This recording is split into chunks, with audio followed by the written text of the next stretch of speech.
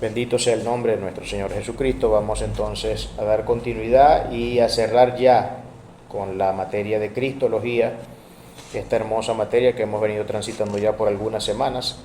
Deben ser aproximadamente algunas 6-7 semanas que hemos dedicado al estudio de la Cristología.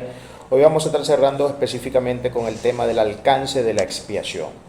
Sobre eso vamos a estar hablando un poquito, como ya usted pudo haber notado, como debería recordar las dos últimas clases, las clases anteriores a esta, estuvimos tratando el tema de la expiación. Y hoy vamos a ver ya cuál es el alcance de esta expiación. Es decir, cuando hablamos del alcance de la expiación, acuérdense, para que remembremos un poco, cuando hablamos de la expiación, estamos hablando del sacrificio que Cristo hizo en la cruz en búsqueda de la salvación de todo aquel que fuera elegido por el Padre Celestial y que fuera tomado por el Padre y llevado al Hijo, porque esa es la manera como nosotros vemos que funciona, y eso es un poco parte del diseño de la expiación, que lo vamos a estar tratando hoy como uno de los puntos que tendrá desarrollo dentro de la temática de hoy, ¿no? Entonces, hablemos un poquito acerca del alcance de la expiación. Sobre este tema hay un poco de confusión, ¿no? Ustedes saben que nosotros tenemos, y esto siempre lo he dicho, ¿no?, y lo seguiré repitiendo, sobre todo porque cada vez que nos toca tocar un tema de esto es necesario remembrarlo. Nosotros tenemos acá una posición soteriológica calvinista. ¿Qué quiere decir eso? Que nosotros creemos una serie de puntos doctrinales, una serie de aseveraciones y de afirmaciones que son las que se conocen como el TULIC, pero eso no es todo lo que resume el calvinismo. Por supuesto que el calvinismo va más allá de lo que nosotros normalmente enseñamos cuando hablamos del TULIC, pero para que no nos adentremos en cuestiones que vayan más allá y que no vayan a ser objeto de nuestro estudio el día de hoy, el TULIC habla de cinco puntos que demuestran básicamente el resumen de la doctrina soteriológica calvinista, ¿no? Hoy vamos a estar tratando en parte uno de esos puntos. No me voy a dedicar a entrar en muchos detalles porque solamente vamos a introducir este tema, pero sí quiero que quede claro que lo que vamos a estar tratando hoy es parte de eso, ¿no? Entonces, cuando hablamos de la expiación normalmente, o del alcance de la expiación, tenemos una idea un poco vaga y confusa a veces en la mente, producto por supuesto de los grandes debates teológicos que existen en torno al tema y que pivotean en torno al tema de la soteriología, ¿no? Recordamos nuevamente que la soteriología tiene que ver con la doctrina de la salvación, es decir, es la doctrina o es la enseñanza que nos habla acerca de cómo es que se da la salvación. ¿Qué significa la salvación? ¿Quién nos las da? ¿Cómo la obtenemos? ¿Cuáles son los beneficios de ella? A eso me refiero con doctrina de la salvación o soteriología, que es el término que se utiliza técnicamente en teología para hablar acerca de eso, ¿no?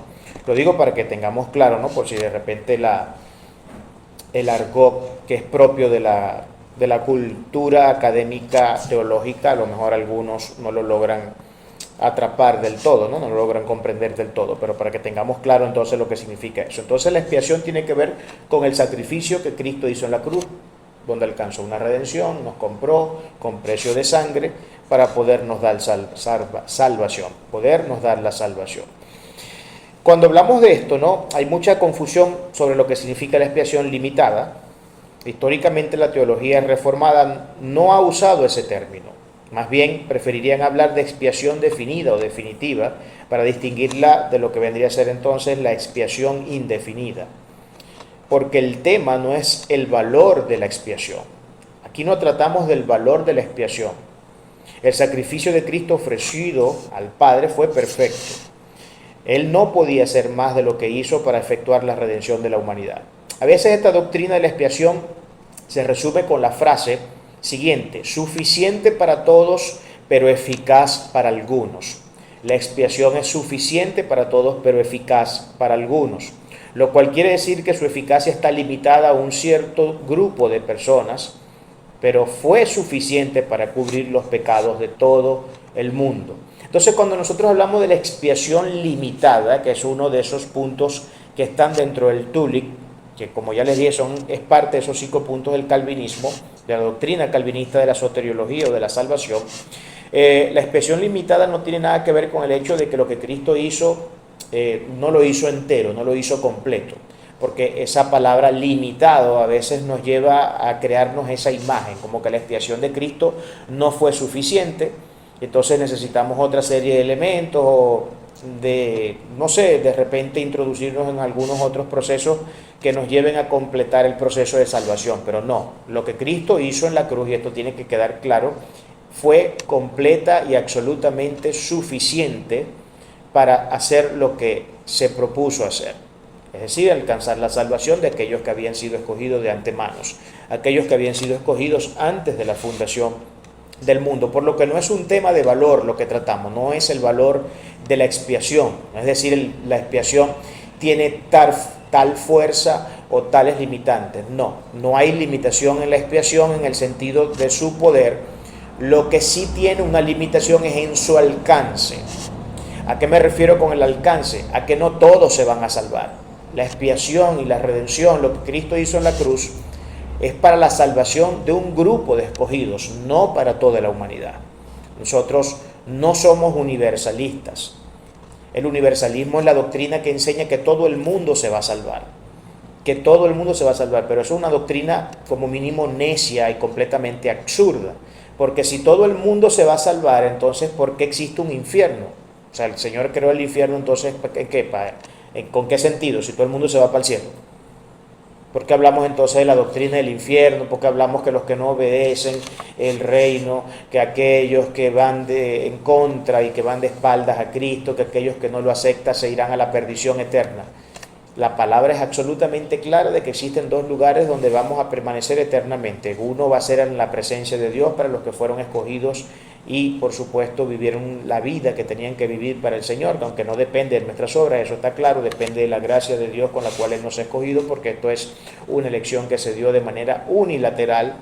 No hay participación del hombre, no hay participación humana en la salvación, porque Dios es quien nos llamó, Dios es quien nos escogió, y nosotros simplemente respondemos a ese llamado porque Él prepara nuestro espíritu para eso.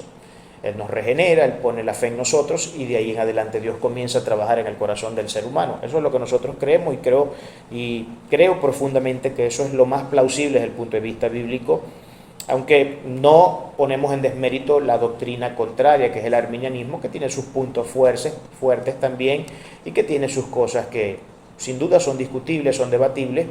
Creo que merecen respeto porque no soy de los que piensan como aquellos que de manera fanática defienden estas cosas, que los arminianos incluso son gente que no se va a salvar cuando son el mismo pueblo de Dios, o los que tienen una visión distinta respecto al tema de la salvación. Ellos piensan, por ejemplo, que la salvación no es un acto unilateral de Dios, sino bilateral, es decir, donde participa Dios y el hombre. O sea, Dios llama y el hombre debe responder según su libre albedrío si recibir o no recibir esa salvación.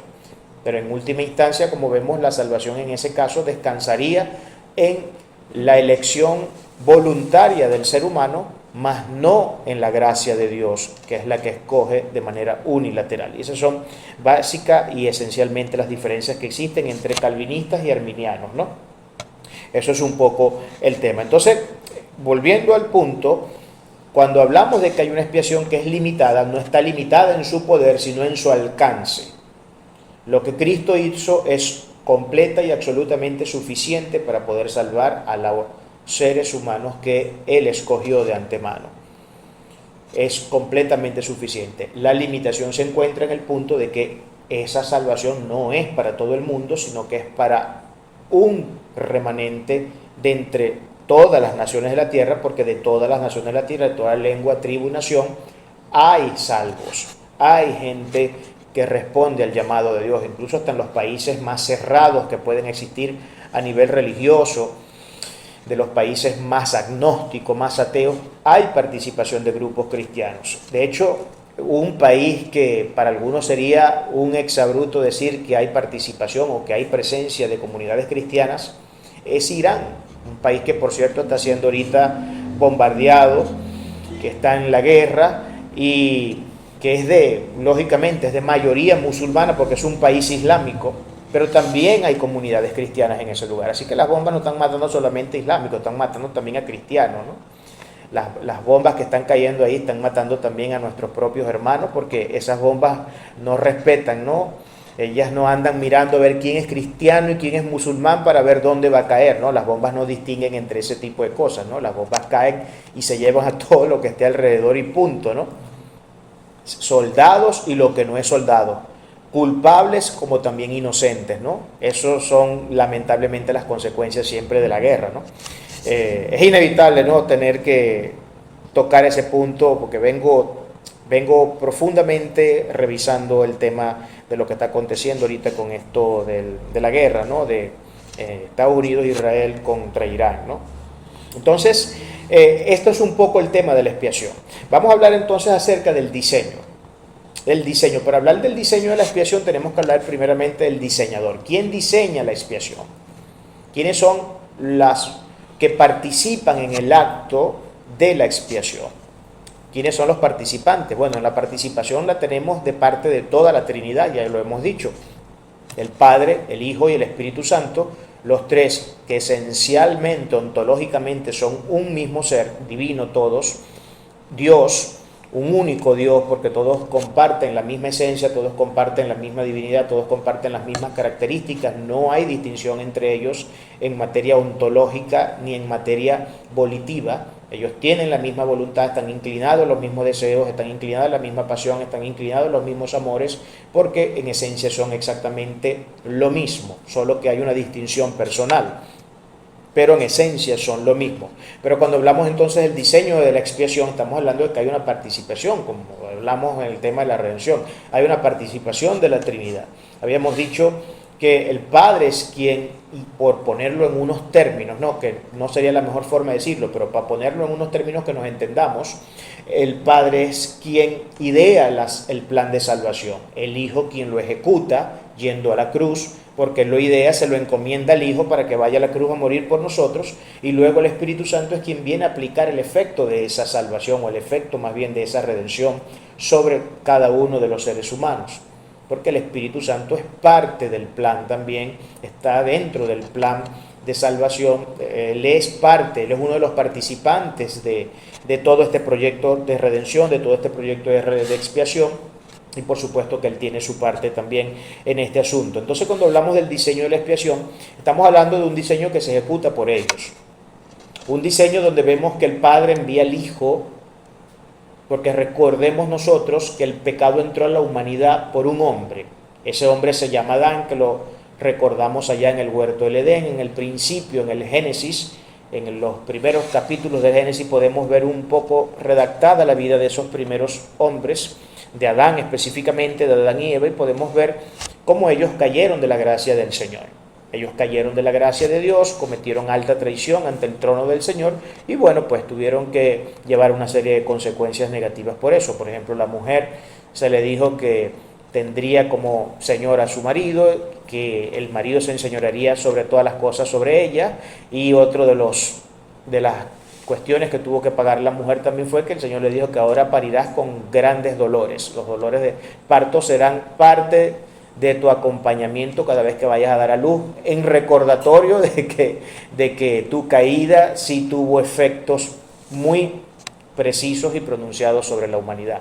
Al hombre se le dijo, la tierra se te va a resistir, la tierra se te va a resistir, la labrarás con dolor, con sudor, te saldrán espinas, te llenarán las manos de callos, de vejigas, de todo tipo de deformaciones, porque la tierra se te va a resistir. Y es lo que recibe el hombre como consecuencia del pecado. Pero, como vemos, Adán siendo la cabeza federal, es decir, el representante de toda la raza humana, cuando él peca, su pecado contamina a toda la raza humana. De ahí que en adelante todo el que naciera, nacía con la simiente del pecado de Adán, que es lo que nosotros conocemos como el pecado original, que tiene que ver con las consecuencias propias del pecado, el alcance del pecado, las consecuencias y todo lo que el pecado produjo, que es importante decir que el pecado no solamente afectó a la raza humana, sino que afectó a toda la creación.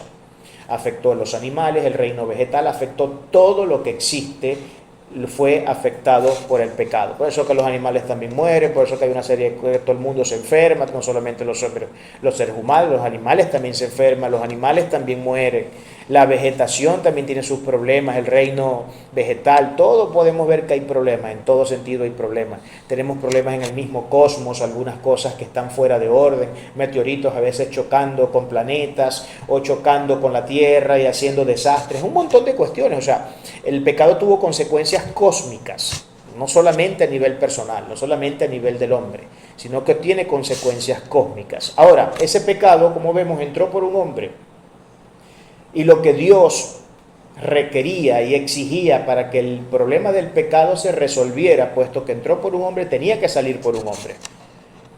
El hombre fue el responsable de contaminar a toda la raza humana. Ahora tenía que venir otro hombre que fuera el responsable de sanar a la raza humana, pero no a todos los seres humanos. Como vemos, la expiación es limitada en el sentido de alcance, en el sentido del alcance, porque no todo el mundo se va a salvar, sino aquellos a quienes Dios Padre ha escogido antes de la fundación del mundo. Entonces, ¿quién fue ese segundo Adán? Ese segundo Adán nosotros lo conocemos en la Biblia como Jesucristo. Jesucristo, quien se encarnó, habiendo nacido del vientre de una virgen llamada María. Jesucristo, nuestro Señor y Salvador, tiene una doble naturaleza. Él es absolutamente Dios y absolutamente hombre. Él es completamente Dios y completamente hombre. Totalmente. Ustedes saben que la frase, decir Él es 100% Dios y 100% hombre, es errónea decirlo de esa manera, porque las naturalezas no son cuantificables. Como la naturaleza no es cuantificable, yo no hablo de Él es 100% hombre y 100% Dios, sino que decimos Él es completamente hombre y Él es completamente Dios. Él es hombre y Él es Dios, enteramente hombre y enteramente Dios. Eso es lo que es nuestro Señor Jesucristo. Él se hizo hombre porque se encarnó, ¿verdad?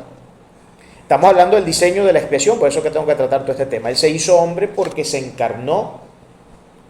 El Espíritu Santo lo puso en el vientre de una mujer, porque no fue que María tuvo relaciones con José y de las relaciones maritales entre José y María nació Cristo. No, fue el Espíritu Santo quien puso en el vientre de María a Cristo, y lógicamente cuando Cristo nace siendo también una carne y hueso y sangre, siendo carne, hueso y sangre, por lo que era hombre también. Pero era hombre, pero también era humano. Es el misterio que nosotros llamamos en teología como la unión hipostática. La unión hipostática tiene que ver con esa unión de naturalezas, no unión de naturaleza, sino con esa unión de realidades que hay dentro de Cristo, porque las naturalezas de Cristo no se mezclan, se distinguen, están habitando dentro de una misma persona, pero se hace una distinción entre ellas, pero no hay una mezcla entre ellas. Cristo es Dios y Cristo es hombre. Cristo es verdaderamente, de hecho, tengo que rectificar aquí, lo que realmente se dice no es que Cristo es absolutamente hombre y absolutamente Dios, sino que Él es vera Deus, vera homos, que es distinto. Él es verdaderamente Dios y verdaderamente hombre. Eso es distinto a decir 100% Dios o 100% hombre, o decir absolutamente Dios o absolutamente hombre. Porque volvemos al tema, las naturalezas no son cuantificables. Yo no puedo cuantificar la naturaleza de un ser humano a través de datos matemáticos. Eso no se cuantifica, como querer cuantificar el infinito. ¿Cómo cuantificamos nosotros el infinito? ¿Qué fórmula podemos nosotros aplicar para que nos describa exactamente qué cosa es el infinito? Cuando el infinito es justamente el infinito. No hay fórmula matemática con la que nosotros podamos contabilizar. Cuando digo de cuantibilizar, de cuantificar, estoy hablando de contabilizar. ¿Cómo cuenta usted el infinito si no tiene fin? No lo podemos contar, ¿verdad? Si aún nos dan la eternidad completa para contar los números infinitos que existen, por poner un caso, no nos va a dar la vida para contar la cantidad de números que hay porque son infinitos. Y mientras se extiende más la eternidad y la eternidad sigue avanzando hacia un horizonte que lógicamente es infinito, infinitamente estaremos contando y nunca dejaremos de contar. Por eso que no es cuantificable, porque no hay un punto que nosotros digamos, ya, llegamos a la tapa, llegamos al techo, ya de aquí para allá no hay más nada. Llegamos al número, no sé, póngale usted 100.000 dígitos, los que usted quiera ponerle. Llegamos al punto, pero es que no hay un punto al que llegar. Entonces Cristo es vera homo, que significa verdaderamente hombre. Homo es la palabra griega que nosotros trasladamos al español como hombre, por eso de ahí que venga la palabra Homo sapiens. Homo sapiens, ¿qué significa Homo sapiens? Hombre sabio. Sapiens tiene que ver con que el ser humano, el ser al que estamos referenciando, tiene sabiduría, tiene conocimiento. Sapiens viene de eso, de conocimiento, de sabiduría. Homo, hombre. Entonces él es vera homos, vera Deus. Deus, que significa en griego Dios. Vera homo, verdadero hombre. Vera Deus, que es verdaderamente Dios. Cristo entonces, bajo esas dos naturalezas, pero en una misma persona, porque es una sola persona, Él llevó a cabo la función, llevó a cabo la empresa de la expiación, la empresa de la redención. Él fue a la cruz. Y como nosotros ya lo hemos dicho, ¿no? Cuando hablamos del triple rol de Cristo, recordamos rápidamente que el triple rol de Cristo o el triple oficio de Cristo es que Cristo es sacerdote, es rey y es profeta. ¿Okay? Ya eso lo habíamos dicho ya hace unas cuantas clases atrás. Ese es el triple rol de Cristo. Es profeta, es rey y es sacerdote. Él en la cruz fue sacerdote y además de eso fue el objeto del sacrificio. Él fue las dos cosas a la vez. Él fue sacerdote, el que ofició la ceremonia, porque Él fue el puente siempre entre el Padre y nosotros, los seres humanos, y además de eso fue también el objeto del sacrificio, es decir, el Cordero. No solamente fue el sacerdote, sino que además el sacerdote fue el propio Cordero quien se entregó voluntariamente para morir por los pecados de aquellos que habían sido escogidos y de aquellos que habían sido elegidos. Y esto es un poco el tema del diseño, entonces, de lo que tiene que ver con el tema de la expiación. Hay muchos que creen que la salvación depende en última instancia del ser humano. Sin embargo, nadie está perdido fuera de la providencia de Dios. En el diseño y plan de redención nada depende de nosotros para su eficacia. Y qué bueno saber eso, que en el diseño y en el plan de la redención nada depende de nosotros para su eficacia. Dios no es ni más ni menos eficaz dependiendo de lo que el hombre haga. Porque si Dios dependiera o estuviera condicionado a nuestras acciones y a nuestras decisiones y a las cosas que nosotros hacemos diariamente, bueno, imagínense ustedes, tuviéramos serios problemas, ¿no? Sin duda alguna tuviéramos serios problemas. Entonces esto es una cuestión que depende solamente de Dios. Este es el punto. Simplemente, a fin de cuentas, la salvación no es del ser humano, sino del Señor. La salvación no es una cuestión del hombre, la salvación es una cuestión de Dios. Y tenemos que ser bien reiterativos en este tema. Tenemos que ser bien reiterativos. Dios es el que salva, Dios es el que llama, Dios es el que escoge, Dios es el que pone en nosotros el querer como el hacer de su buena voluntad. Él es el que regenera nuestro espíritu, Él es el que pone la fe en nuestro espíritu, Él es el que hace todo eso. Él es el que nos llama de las tinieblas y nos trae a su reino de luz. Él es quien hace todas esas cosas. No somos nosotros, no depende de nuestras obras, de lo bueno que seamos o de lo malo que seamos, de nada de eso depende. Lógicamente nosotros tenemos que responder en consecuencia. Aquellos que son llamados y escogidos por el Señor tienen que dar frutos, porque no existe tal cosa como un cristiano sin frutos. La persona que usted vea que diga que es cristiana, pero que no da frutos de cristianismo, eso es falso, eso no es cristiano, porque el cristiano tiene el Espíritu Santo. Y como tiene el Espíritu Santo y tiene la palabra de Dios, él siempre está y debe estar, él siempre debe estar en todo momento dispuesto a obedecer la palabra del Señor, a obedecer las normativas del Dios Todopoderoso. No podemos hacer, o no debemos más bien hacer lo que nos da la gana. Tenemos que cumplir con los mandamientos que se nos han dado. Por último, hablemos de la doctrina de la elección. La doctrina de la elección. ¿Quién elige a fin de cuentas? Bueno, ya lo hemos venido diciendo. Los que eligen no somos nosotros. Nosotros no elegimos a Dios. Dios nos elige a nosotros. No que yo busco a Dios. Que yo busco a Dios. ¿Quién busca a Dios? Ningún hombre busca a Dios. Ningún hombre en su humanidad, en su deseo, en su pasión, tiene la tendencia o la inclinación de buscar voluntariamente como un acto que inicia en él a Dios. No existe tal cosa. Dios es quien se nos ha revelado, Dios es quien nos ha amado primero, Dios es quien ha entregado a su Hijo, Dios es quien nos ha dado su Espíritu Santo y Dios es quien nos ha dado su palabra. Como vemos, toda la acción y toda la participación de Dios en este asunto es exclusivamente de Él. No hay función del hombre. Entonces, el tema de la elección, Cristo cumple con el diseño eterno de la salvación para que se salve toda persona por la que Él murió. Jesús murió solo por los elegidos, no murió por todos. Muchos se oponen a esta idea, ¿no? Y esto es claro, ¿no? Diciendo que la Biblia, por ejemplo, enseña que Cristo murió por todos los pecados de todo el mundo, según lo que asevera 1 Juan 2:2. Y es cierto, Cristo murió por los pecados de todo el mundo, pero todo el mundo, ¿en qué sentido se entiende aquí todo el mundo? En que todo el mundo se va a salvar, en que todos los seres humanos y cada uno de los seres humanos que han nacido se van a salvar y se van a ir para el cielo. No, cuando 1 Juan 2:2 dice que de todo el mundo, lo que está diciendo es que de todas las naciones del mundo, Dios tiene escogidos. Eso es lo que está queriendo decir allí el texto. Que de toda lengua, pueblo, nación, raza, grupo étnico, de todos los lugares más recónditos del planeta, Dios tiene un remanente escogido. De toda lengua, pueblo y nación. Dios ha escogido, Dios ha llamado, Dios ha elegido. No que todo el mundo se salve, porque no existe tal cosa en la Biblia como la salvación de la humanidad entera, porque eso, sin duda alguna, es una doctrina completamente absurda, ¿no? No tiene ni pies ni cabeza, no hay un solo versículo bíblico con el que nosotros podamos afirmar tal sandez, tal cosa absurda, ¿no? Porque no existe en todas las escrituras algo. Entonces es Dios quien elige, lógicamente.